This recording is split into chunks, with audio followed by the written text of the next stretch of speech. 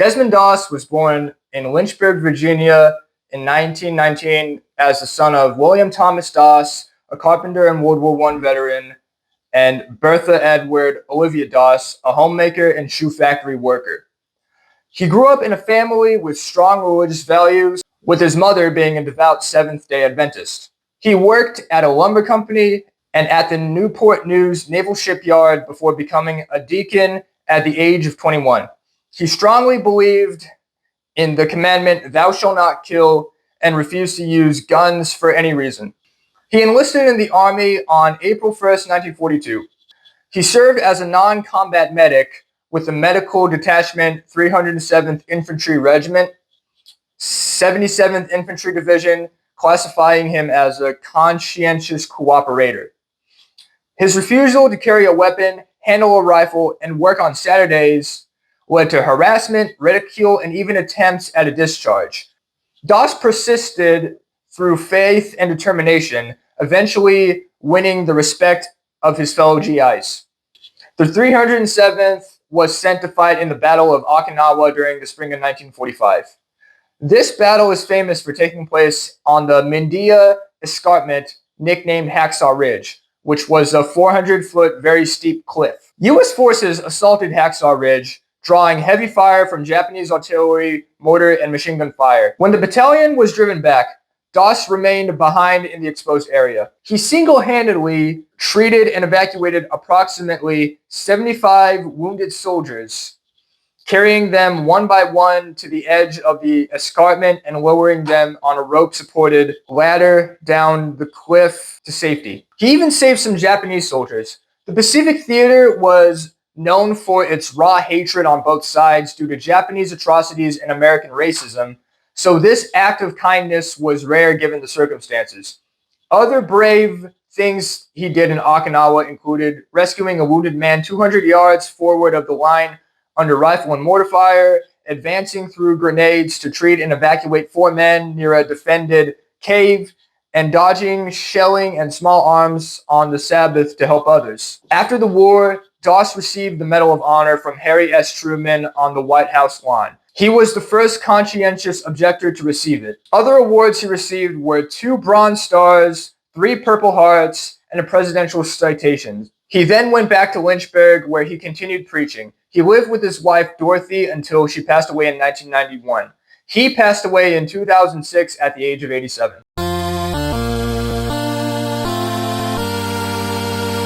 Fred Hampton was born in Chicago in 1948. He was known for being an amazing student and community leader. He was reported to have organized boycotts for segregating swimming pools, putting together a carpool for other black kids to go to a desegregated swimming pool in another town. After graduating high school, he enrolled in pre-law at Triton Junior College with the goal of stopping police brutality and injustice through legal knowledge. He joined the National Association for the Advancement of Colored People and rose to become president of the Youth Council in the West Suburban Branch. He mobilized hundreds of young people from all racial backgrounds to lobby for better educational and recreational facilities for black children. He also organized protests against racism, including advocacy for hiring more black teachers. In 1968, Hampton joined the Black Panther Party, which was founded in Oakland, California, and focused on self-defense, community programs, and revolutionary socialism. He rose through the ranks, helping establish an Illinois chapter of the Black Panthers, and eventually becoming the organization's deputy chairman. Under his leadership, the Chicago chapter emphasized community service alongside political education. They founded the free breakfast program for children and made an effort to address housing and healthcare needs. Hampton was an incredible speaker who drew on Marxist-Leninist ideas, viewing racism as intertwined with class oppression and capitalism. He warned against fascism and called for unity across racial lines. Hampton also helped organize neighborhood watch organizations to protect innocent civilians against police brutality. It's one thing to be an irresponsible idiot who turns a citation into a felony. It's another thing to be the victim of widespread violence, and marginalized communities in Chicago were the victims of police misconduct. Under the Second Amendment, the Black Panthers would guard their neighborhoods at night, making sure police did their jobs without unnecessary violence. This action caused police brutality to drop nationwide, giving Black people a sense of self-respect and fostering a better relationship between police and lower-class communities. One of Hampton's biggest achievements was the founding of the Rainbow Coalition. The coalition united the Puerto Rican Young Lords, the white Southern Young Patriots, and the Students for a Democratic Society. This coalition's goal was to address police brutality, poor housing, and economic inequality through multiracial solidarity. If you look at pictures of soup kitchens the coalition ran, you'll see young patriots in Confederate flag bandanas serving young Black kids food. During this time, if a white Southerner was supportive of the civil rights movement, they were putting themselves at a huge risk. So the Rainbow Coalition brought out the brave side of a lot of people. Hampton also negotiated truces among rival street gangs in Chicago to redirect energy towards social change rather than fighting each other over stupid stuff. In his eyes, poor people of all races shared common enemies in systemic oppression. This activity made him a threat to the system. Under the FBI's COINTEL program, the Black Panthers were spied on and sabotaged through infiltration, disinformation, and provocation. Hampton's bodyguard was an FBI informant and gave the feds blueprints to Hampton's apartment and may have even drugged him the night before a raid. On December 4th, 1969, the Cook County Attorney's Office led a raid which included the Chicago Police and FBI intelligence. They killed Mark Clark, another Black Panther who was on guard duty, and Hampton while he was sleeping next to his pregnant girlfriend, Aqua. Hampton was 21. He was shot multiple times at close range while unconscious. Police fired over 100 shots, and the Black Panthers fired 1. Authorities initially claimed the event was a shootout, but evidence from the scene, survivor accounts, and later investigations revealed that it was a one-sided attack. Civil rights lawsuits and inquiries exposed the conspiracy. No officers were criminally charged, though there were civil lawsuits and admissions of wrongdoing years later. Chicago later recognized December 4th as Fred Hampton Day. Hampton is remembered as a revolutionary who prioritized power to the people through service, education, and solidarity.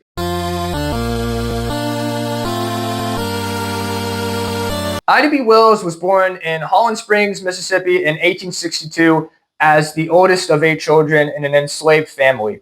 Her parents, who had been enslaved, became active in politics and education during Reconstruction after they became free. Wells attended Shaw University, a school for former slaves. In 1878, a yellow fever epidemic devastated her family, killing both parents and her infant brother. At age 16, she became the primary caregiver for her surviving siblings, supporting them by teaching in rural schools. She moved to Memphis, Tennessee to pursue a career in journalism. Writing under the pen name Iola, she wrote for Black newspapers like The Living Way and became co-owner and editor of Memphis's Free Speech and Headlight. During this time in history, it was very difficult for women, especially Black women, to make a career for themselves like this. So her determination and genuine talent as a journalist paved the way for many future female journalists before women even had the right to vote. In 1892, a tragedy changed her life. 3 of her friends were lynched because their grocery store was doing better than a white-owned grocery store.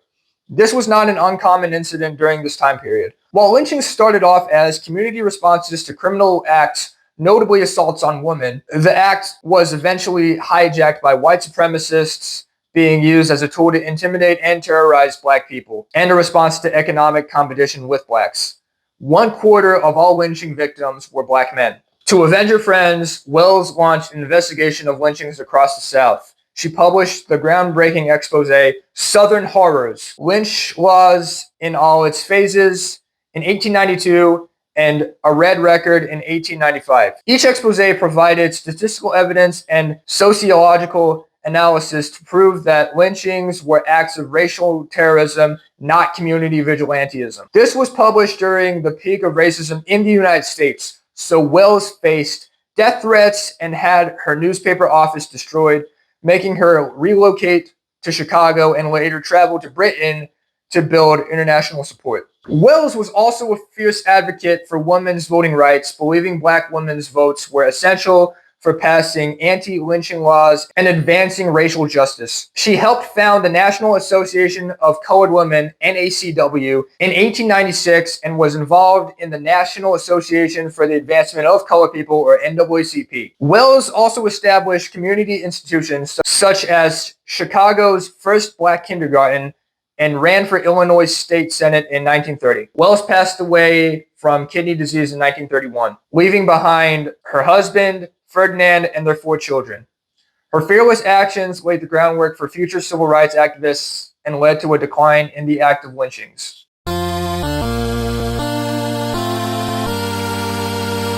Smedley Butler was born into a prominent Quaker family in Westchester, Pennsylvania in 1881. Despite his pacifist Quaker upbringing, the Marines were calling him, and at age 16, he lied about his age to enlist in the Marines during the Spanish-American War. During his time in the Marines, Butler racked up an impressive career in the military, fighting in the Boxer Rebellion, the Mexican Revolution, Philippine-American War, the Banana Wars, and World War I. He earned the nickname Old Gimlet Eye because of his fierce gaze and earned a reputation for leadership and bravery. During the Boxer Rebellion, he was wounded in action and promoted to captain and later awarded the Marine Corps Brevet Medal. During the Mexican Revolution, he led Marines during the U.S. occupation and received his first Medal of Honor for distinguished conduct in battle. In Haiti, he commanded forces in the capture of Fort Riviere, earning his second Medal of Honor.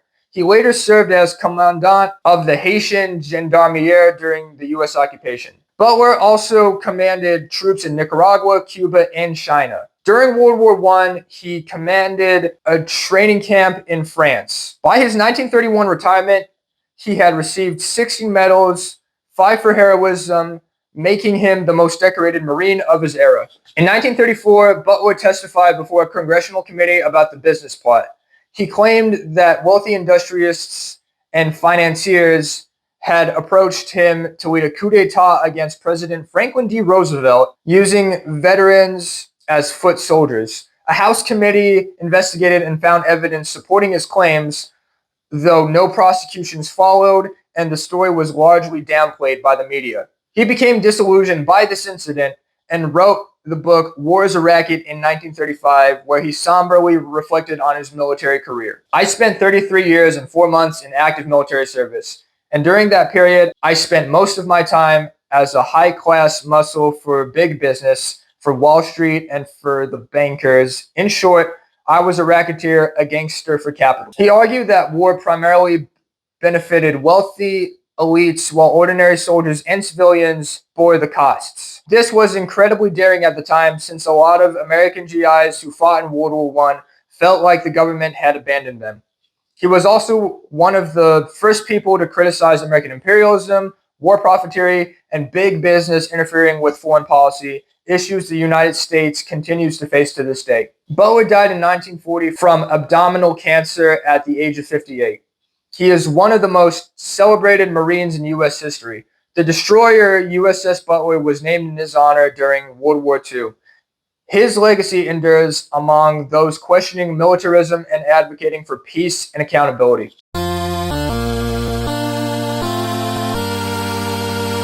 Malcolm Little was born in Omaha, Nebraska in 1925, the fourth of 8 children, and the son of Earl Little, a Baptist preacher and black nationalist, and Louise Little. The family faced severe racial harassment, eventually moving to Lansing, Michigan. When Malcolm was 5 years old, his father was killed by white supremacist vigilantes. The police refused to investigate his father's death, and his mother struggled with poverty and mental problems, eventually being institutionalized, leading to Malcolm and his siblings splitting up into foster homes. In Lansing schools, Malcolm was a very good student, but dropped out of school due to discouragement from his teachers. Moving to Boston to live with his older sister, he fell into crime, indulging in drugs, gambling, and women under the street name Detroit Red.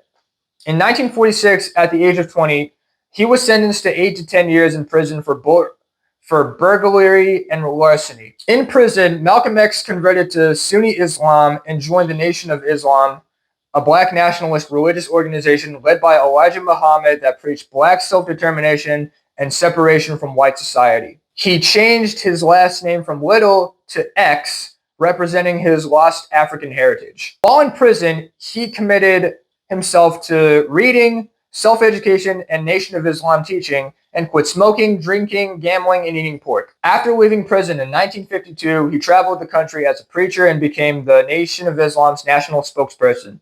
He founded temples across the country and drew large audiences with his uncompromising critiques of white racism, systemic oppression, and integration.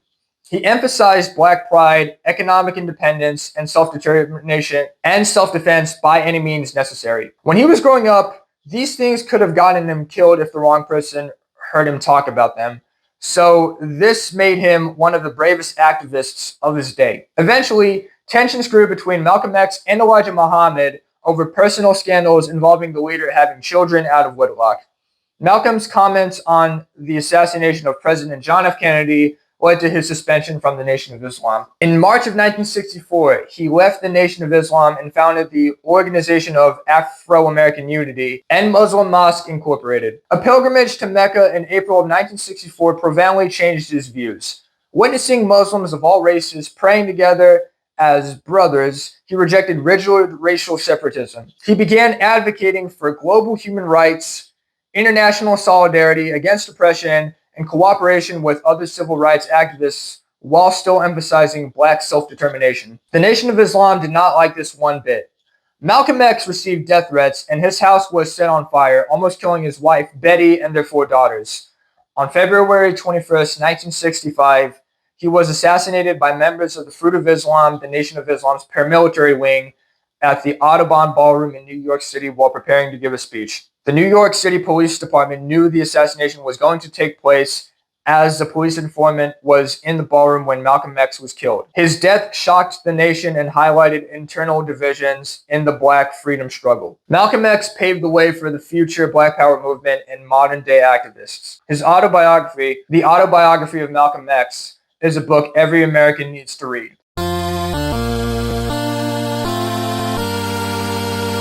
John Brown was born in 1800 to a devout Calvinist family in Torrington, Connecticut. The Browns were staunch abolitionists, and they moved to an area in Ohio with strong anti-slavery sentiment.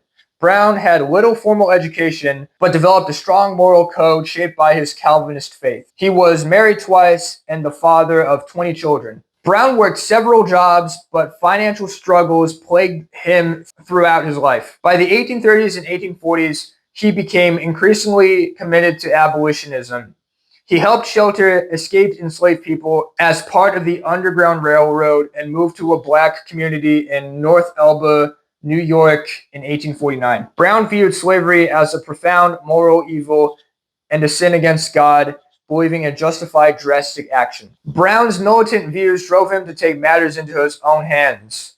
During the Bleeding Kansas conflict in the 1850s, he and several sons moved there to support Free State forces against pro-slavery settlers. In response to the sacking of Lawrence by pro-slavery forces in 1856, Brown led a group in the Potawatomi Massacre, where 5 pro-slavery men were killed. Brown saw this as righteous retribution and a necessary response to violence against abolitionists. He continued guerrilla warfare in Kansas, earning the nickname Ossawa Tommy Brown. Brown's most famous act was the raid on Harpers Ferry, Virginia. With a small band of 21 men, including several black participants, he aimed to seize weapons, arm enslaved people, and spark a widespread uprising that would dismantle slavery from the mountains of Virginia. The raid began on October 16th, but quickly faltered.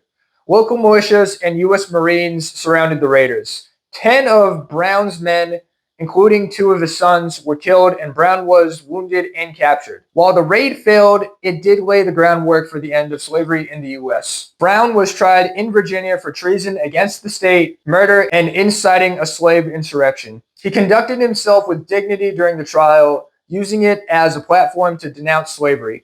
Found guilty, he was sentenced to death. On December 2nd, 1859, he was hanged in Charlestown. Before his execution, he handed a note to a guard that read, "I, John Brown, am now quite certain that the crimes of this guilty land will never be purged away but with blood." Fighting for the rights of every man, his actions inspired future civil rights activists with the likes of Frederick Douglass praising his courage. He also set off the powder keg for slavery finally coming to an end in the United States. Martin Luther King was born in Atlanta, Georgia in 1929. The son of a Protestant minister, Martin grew up in a middle-class household in the Jim Crow South and was deeply influenced by his family's faith and anti-racist activism. A gifted student, King graduated high school early and attended Morehouse College at age 15, earning a bachelor's degree in sociology in 1948. He later earned a PhD at Boston University. At Boston, he met Coretta Scott King, whom he married in 1953. They had 4 children: Yolanda, Martin III, Dexter, and Bernice. King was deeply influenced by the teachings of Jesus, Mahatma Gandhi's nonviolence, and thinkers like Henry David Thoreau. In 1954, King became pastor of Dexter Avenue Baptist Church in Montgomery, Alabama. His national prominence began with the Montgomery bus boycott sparked by Rosa Parks' arrest. King led the 381-day nonviolent protest, which ended with a Supreme Court ruling desegregating Montgomery's buses. This success catapulted him into leadership of the broader movement. In 1957, King helped found the Southern Christian Leadership Conference, serving as its president. He advocated nonviolent direct action, boycotts, sit-ins, marches, and civil disobedience to confront injustice and appeal to the conscience of the nation. Key campaigns included the Albany Movement, the Birmingham Campaign, and the March on Washington. He did all of this facing widespread backlash from people who did not want America to be integrated, suffering beatings, wrongful arrests, and threats from the government. At the March on Washington for Jobs and Freedom, King delivered his iconic I Have a Dream speech before 250,000 people, declaring a dream of racial harmony and equality. His efforts contributed to the Civil Rights Act of 1964 and the Voting Rights Act of 1965. In 1964, at age 35, he became the youngest recipient of the Nobel Peace Prize. King later expanded his focus to economic justice, opposing poverty and criticizing the Vietnam War. He launched the Poor People's Campaign in 1968 to address economic inequality across racial lines and supported striking sanitation workers in Memphis. His philosophy evolved while remaining rooted in nonviolence and Christian love. This trip to Memphis would be his last. On April 4th, 1968, King was assassinated by 2 Memphis police officers in a conspiracy involving the FBI, CIA, Memphis Police Department, and Dixie Mafia while standing on the balcony at the Lorraine Motel. He was 39. His death sparked outrage across the country, with riots happening all over the country.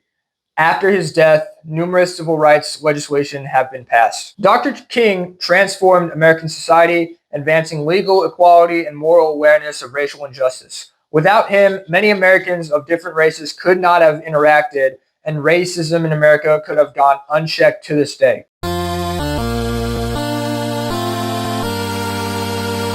Robert Francis Kennedy was born in 1925 in Brookline, Massachusetts, the 7th of 9 children of Joseph Kennedy Sr., a businessman and diplomat, and Rose Fitzgerald Kennedy. The Kennedy family was ambitious and competitive with high expectations for public service. Robert graduated from Harvard University in 1948 after serving briefly in the U.S. Naval Reserve during World War II. He earned his law degree from the University of Virginia in 1951. In 1950, he married Ethel Skakel and had 11 children. Robert was known as the most intense and idealistic of the Kennedy brothers, often serving as a tireless campaign manager and advisor.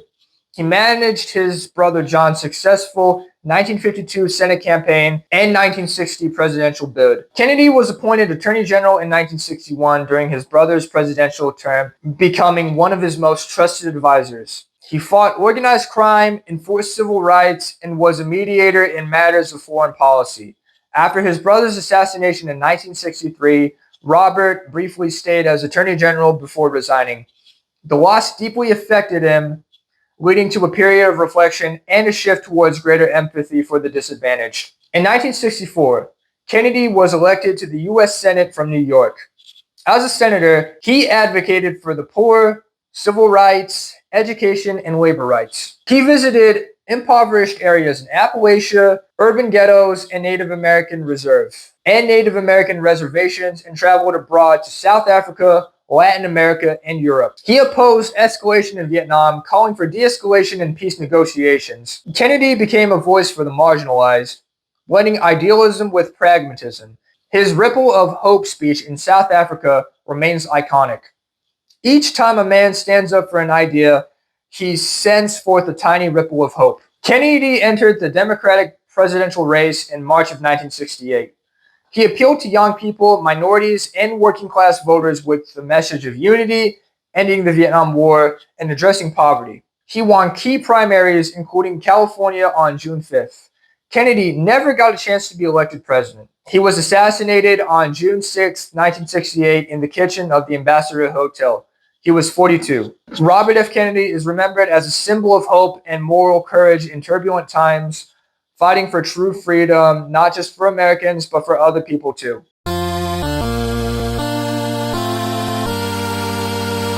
Abraham Lincoln was born in Kentucky in 1809 inside a log cabin to Thomas and Nancy Lincoln. His family moved to Indiana when he was 7, facing frontier hardships. His mother died when he was 9, and his father remarried Sarah Bush Johnston, who encouraged Lincoln's love of learning. Though he had less than a year of formal schooling, Lincoln was largely self-educated, reading voraciously. Books like the Bible, Aesop's Fables, and biographies of Washington and Franklin shaped his worldview. In 1830, the family moved to Illinois. Lincoln worked as a rail splitter, flatboatman, store clerk, and surveyor before studying law on his own. He was admitted to the Illinois bar in 1837 and began practicing in Springfield. After making a name for himself as a lawyer, Lincoln made his way into politics. Lincoln served in the Illinois state legislature from 1834 to 1842 as a Whig. In 1846, he was elected to the U.S. House of Representatives, where he opposed the Mexican-American War. He returned to law after one term, but re-entered politics in the 1850s amid the crisis over slavery's expansion. Angered by the Kansas-Nebraska Act of 1854, he joined the new Republican Party, opposing slavery's spread into territories. Similar to John Brown, he saw slavery as a moral evil based on his religious views. His 1858 Senate campaign against Stephen A. Douglas featured the famous Lincoln-Douglas debates, where he articulated moral opposition to slavery while arguing it was wrong to extend it. Though he lost the Senate race, the debates elevated his national profile. In 1860, Lincoln won the Republican presidential nomination and the election, becoming the first Republican president. His victory prompted Southern secession and the formation of the Confederate States. His presidency was defined by the American Civil War. He demonstrated skilled leadership as commander-in-chief, navigating military setbacks, political divisions, and calls for compromise. He issued the Emancipation Proclamation on January 1st, 1863, which declared freedom for enslaved people in Confederate territory and transformed the war into a moral crusade against slavery. It also allowed black men to serve in the Union Army, which was unprecedented at the time. Lincoln's Gettysburg Address in November of 1863 became one of America's most revered speeches, redefining the war's purpose as a new birth of freedom and emphasizing a government of the people, by the people, for the people. Before his presidency, the United States was not very united, with most people feeling more loyalty to their state rather than the Union. After the war, this mentality changed as the U.S. became a full country in the eyes of its own citizens. He won re-election in 1864 and pushed for the 13th Amendment, which abolished slavery nationwide and was ratified in 1865. Lincoln would never get to see a United States without slavery. On April 14th, 1865, just a few days after the Confederacy's surrender, Lincoln was assassinated at Ford's Theater in Washington, D.C. He died the next morning, becoming the first president to ever be assassinated. He was 56. Lincoln's legacy as the great emancipator and savior of the Union cements his place as one of the greatest presidents to ever live. His leadership preserved the United States, advanced equality, and redefined what presidents were capable of.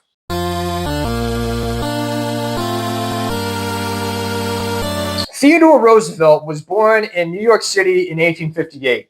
An unhealthy child with severe asthma, he was homeschooled and encouraged by his father to build physical strength through exercise, a commitment that shaped his lifelong advocacy for the strenuous life. He overcame his health issues, becoming an avid outdoorsman, hunter, and boxer. Roosevelt graduated from Harvard in 1880 and briefly attended Columbia Law School before entering politics. In 1880, he married Alice Hathaway Lee. Their daughter, Alice, was born in 1884. Tragedy struck when Alice Hathaway and Roosevelt's mother died on the same day.